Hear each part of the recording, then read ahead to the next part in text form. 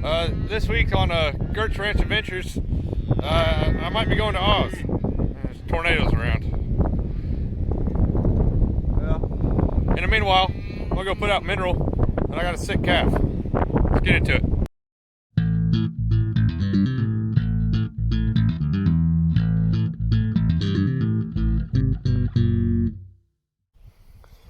So, number 13 here, this is the one that survived being hypothermic. He was down on his side again yesterday when I got out here, and we stood him up pretty easily though. Got him eating on feed again, like he's doing now. Got out here today though, and he was kind of up underneath the hay. A little bit hard to find him.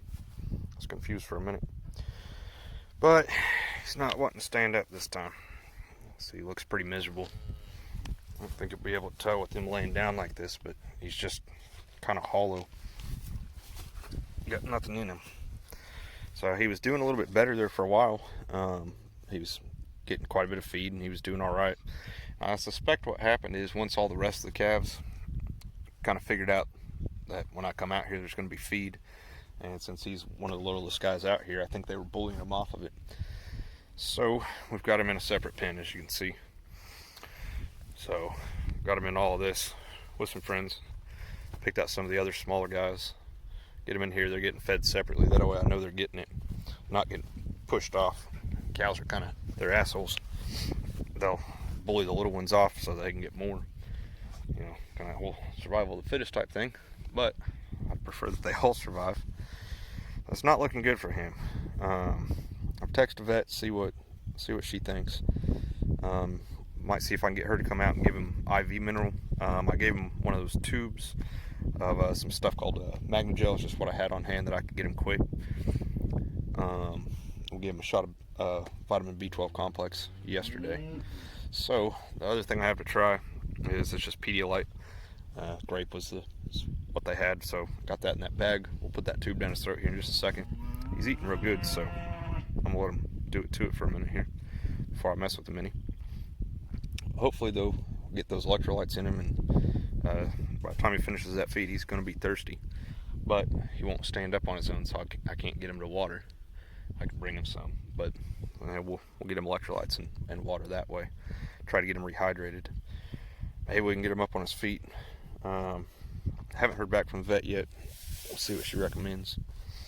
But move that closer for you. Eat all of it. It's all for you. So he had probably 5 pounds or so. Probably not that much, probably 3 pounds. He's eating about half of it, looks like, so that's good. And he ate probably about 5 pounds yesterday by himself. Plus he was eating on hay again, and he was still standing when I left yesterday. Of course, come back from work, and I knew it was going to be this way, but flat out on his side again. So I don't know. It's not looking good. When they get like this, it's not a good sign. Even if he lives, or if she's standing close. Nope. I had to IV a cow last year. I didn't do it. I don't know how. But had the vet come out and do it. It's this red one standing right out here by herself. And she just never quite recovered. See behind her ribs there how hollow she is. I spent a lot of time with her. I put probably an extra 200 pounds of feed just in her. I'd separate her out so that she was the only one that was able to get it. Had to chase all the other ones off of her. And she stayed up on her feet, and she kind of came back around, but she's just never fully recovered. So she's definitely going to get cut out of the herd this year. Yeah, so not good. There's a couple others that just aren't doing great. But this guy though, hopefully I can save him again. So back from the brink once. He's right on the edge again though. So we may see about moving him back to my neighbors, but having him over there by himself, he started doing pretty good, and then he was kind of getting off feed. He wasn't eating as much, and I don't know. It seemed like he was lonely and needed some friends. They're herd animals after all. And bringing him out here, he immediately started headbutting other calves and doing what calves do. but I think they were just pulling him off the feed maybe and wasn't able to get any. Poor little critter. He looks terrible. I've been watching him for a few days trying to decide what I need to do. I guess I should have decided faster. So anyway, that's where we're at. Let's see if I can give him that tube real quick. I think he's probably about ready for some water. So here's how that works. I couldn't show it actually. Me actually doing it. Can't do it one-handed. So it's got a thing like on an IV that I can pinch it off so that I can get it down his throat. You see that whole tube's down his throat. Now you got to be careful, especially when they're sick like this, not to get the wrong tube. You stick that in his trachea, you'll just dump all that fluid in his lungs, and that'll be the end right there. So I don't know if you can hear, he's still breathing, nice and good. So just something to be careful of. And you can see it goes pretty quick. And that's two whole bottles of that Pedialyte. Get it in pretty quick here. There it goes. So that whole tube, a foot and a half or so. Well, missed just a little bit there at the end. That's all right. There you go, bud. Quick hydration for you. Grape one too. How's that taste? He says, you didn't put it on my tongue, I couldn't taste it. Now, eat the rest of that. Alright, well, until my vet gets back with me, that's about all I know to try for right now. I might run back up, give him another shot of B12. That's good just for getting him some quick energy, help him get back on his feet and start eating again. And if I move him over to my neighbor's house, then she can help take care of him in the mornings. So I don't know, I'll decide here in a minute. So like I said, let me hear back from that vet and talk to my neighbors and see what my options are. Alright, so we're back over here with number 13. Still having trouble. Went and talked to the vet, gave me this. It's basically Gatorade for cows. So I give that in the tube just like the Pedialyte that I was giving him. So it's kind of encouraging when I go to the vet and tell them, you know, basically what I had going on and what I'd already done, and basically what I was doing is what he recommended, just electrolytes, get him hydrated. He also had me give him some LA200, LA300 in this case, and he gave me an antibiotic that I mixed in there. It's pills, but they're water soluble, so dissolved them in there and gave him that whenever I tubed him and gave him that shot. So I think I'm gonna see if I can get him to stand up now, and maybe I can get him up on his feet. So I don't know, we'll find out. It looks like the storm's gonna pass, but if it doesn't, at least I can die happy knowing I got to use my cold multi one more time. Work on this Honda real quick. By work on it, I mean I'm gonna take the coil off so I can make sure I'm buying the right one. I'm gonna buy a new one.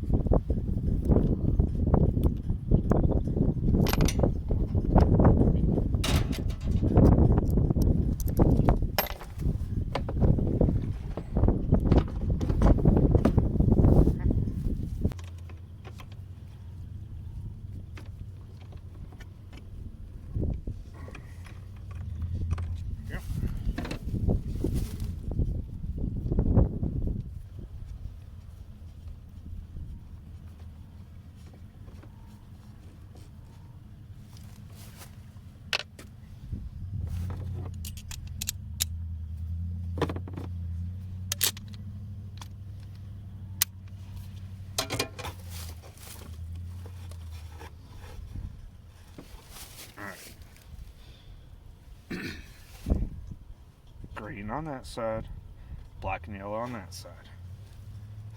And this one goes through the screw hole.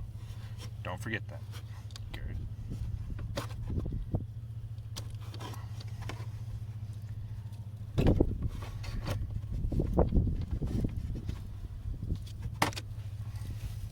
Ta-da! Let's go find a new one.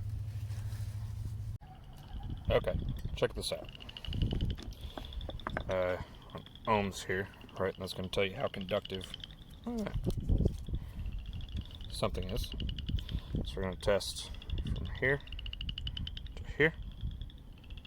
0.3 ohms. Now notice a little horseshoe there. No prefix. No prefix in front of it. It's just a little horseshoe shaped thing. That's an omega. That's the symbol for ohms. Let's test from there. Okay, from one of these to the inside of this.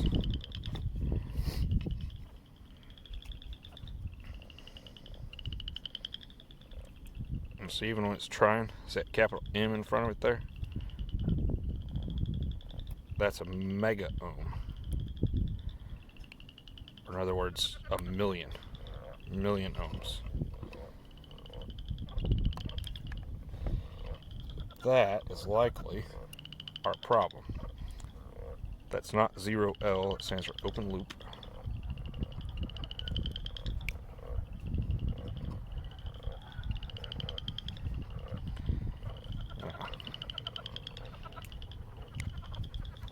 It's definitely on metal.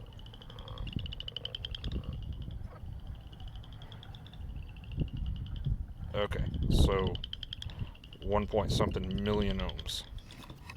It's a lot of resistance inside that spark plug wire. I don't know if it's supposed to be that high, but it's dang near not connected, and depending on kind of how I turn this, sometimes it loses connection. This is totally wrapped up with some crusty old electrical tape, which is never a good sign when you're troubleshooting used equipment. This part, that's normal. That's just there because that's where it goes through the frame. But this being all wrapped up, I suspect it's probably actually this cable, not actually the coil, but the cable attached to it. But it's all sold as one piece. It doesn't come out. Good news is these only cost like 13 bucks. So I'll go find a new one real quick. It's not looking good. Been a few days since I videoed anything. With number 13 here, he's getting worse and worse. So been giving him that Resorb the vet gave me, antibiotics in it. One more day worth of antibiotics left. I don't know. I can go ahead and give it to him, I guess, but he's getting worse. He hasn't moved in several days. He won't even try to stand up anymore. If I put feed in front of him, he'll eat on it. So, and that's cool and all. Kind of eats on hay if I put it in front of him. Not right now. And see his eyes starting to get cloudy. And then, I don't know, it's hard to see. See, like underneath his eyelid there, it's all white. It should be pink. This is about completely closed. See, that eye's real cloudy as well. See what I'm talking about there? That should be pink. It's white. So that's telling me that there's something wrong with his blood flow. It's not getting into the capillaries where it's supposed to. So something is wrong, obviously. But I suspect what's going on is he probably had just organ damage from being hypothermic. You know, get down to 93. A lot of people tell you just can't save them. At that point, they're too cold. So I thought he was going to come back. He was starting to look better, but I think it's catching back up to him. So I suspect what we're looking at is basically multi-system failure. I talked to my sister. She's a nurse, and so she said that some of the symptoms that I'm seeing here are consistent with kidney failure, renal failure, right, and also heart failure. So the other thing she mentioned, and this is consistent, is that if you push a lot of potassium on a patient that has renal failure, make sure I say all this right, it's over my head medically, but then their bodies can't clear the potassium, and then that causes an electrolyte imbalance kind of the other way. Instead of having a deficit, it has too much and there's no way to clear it. So, and then in that case, renal failure, you know, all the electrolytes that I've been pushing on him, if that's building up in his body, then that can in turn cause heart failure. And liver failure can also account for some of the symptoms like his eyes and stuff. Let's see if I can look in his mouth here. Open up, buddy.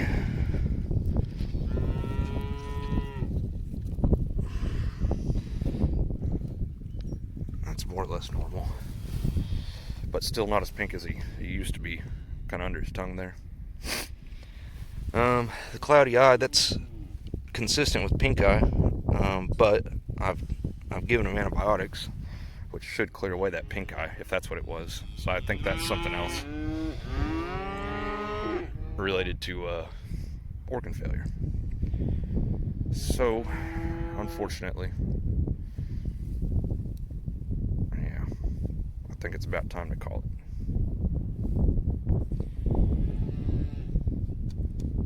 I don't know. I may wait one more day.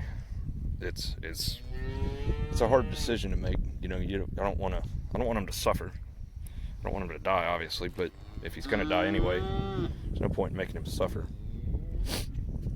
He does have some mucus in his nose. So I think I'm gonna go get. My neighbor's got a stethoscope. I'll go get that and listen to him, and then maybe I'll hear something that's obviously wrong, and maybe I won't. Of course, I'm not a vet, so it'd have to be really obviously wrong for me to be able to catch it. But yeah, I think we'll do that. We'll get the stethoscope, try to listen to him, see what his lungs and heart and everything sounds like.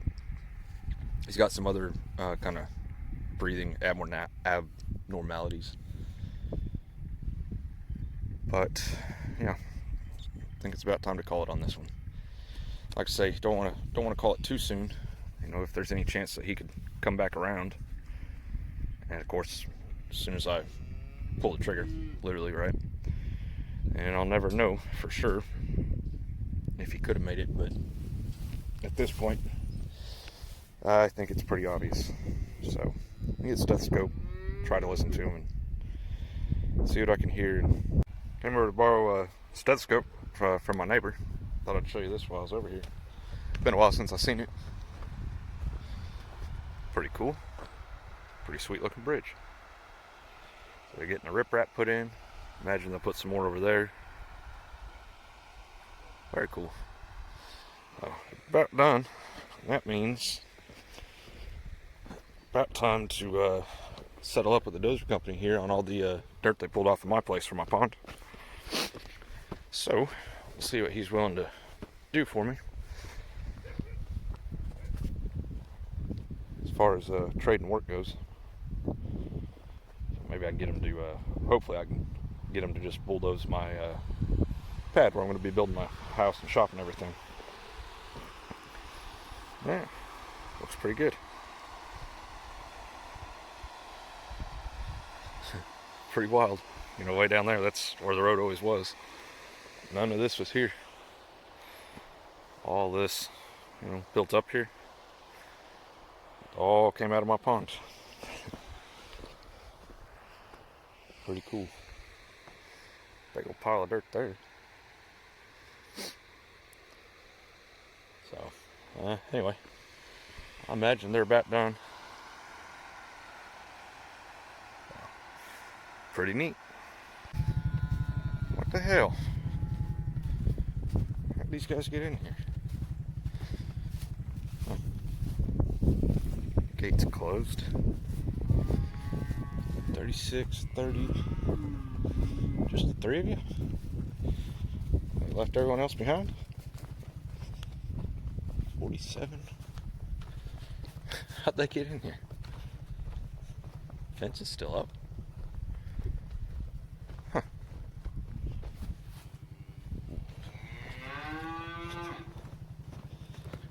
Guess we better close this gate. Yeah, I don't have a clue how they got in here. Fences up everywhere. Weird. So, put number 13 down. My bone pile's over there. I went ahead and cut him open. Did like a necropsy on him. His lungs were white. No blood in him at all. So, or at least no oxygen in the blood. So, that's basically the problem. He's not able to oxygenate his blood, which I called looking at underneath his eyelids there. So same story on the inside. His heart was real squishy, like I don't know. It's supposed to be kind of firm like a muscle, but it wasn't. So I think what we're looking at is heart failure, basically. So he did all right there for just a little bit with, you know, minimal heart function, and caught back up to him eventually. So I suspect that this is just a delayed death from the hypothermia a few weeks ago. So sucks, but is what it is. Anyway, I came out here to the new pond to wash the blood off my hands. My mom had asked for a pond update, so here you go. The over there on that wall, I can see there's a line where it turns into that gray shale underneath there, and then it's about 6 feet deeper than that, and you cannot see that line. So the water over here is at least 6 feet deep, probably closer to 8 at the moment, and obviously it's got quite a ways to keep coming up, so it won't make it quite to the top on this side because it's lower over here. That's kind of my low point. But all right. Yeah, on with the day, I suppose. Well, our 2 weeks of winter, pretty hard on me. So it's 4 calves now that I ended up losing, basically because of the cold, and I say that it's not necessarily because of the cold. It's they weren't getting enough to eat, weren't getting enough nutrition, so that's on me. It's been, I don't know, that's been a bad way to learn that lesson. So, it sucks. Well, I was already decided to walk out here in the woods. It's one of my favorite spots on my place. Pretty in here. Anyway, think about it a little bit. About to get back to work on clearing the fence. It's going to be going right up here. So, anyway, nutrition. They gotta have energy, gotta have protein, gotta have mineral. It's just part of it. So try to learn this lesson and not be here again. Hopefully next year I won't have these same problems. So I know better now. I know what I did wrong. So we'll fix it moving on, and we'll do a better job. But still, it sucks.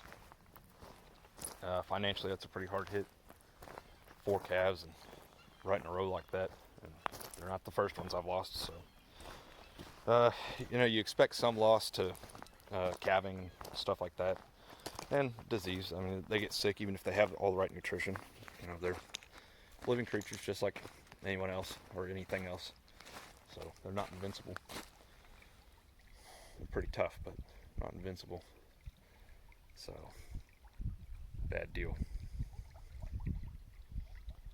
Anyway, like I said, came down here, get my head straight. We're gonna get back to work. So I think that's where I'll leave you for this one. So thanks for watching, guys. See you next time.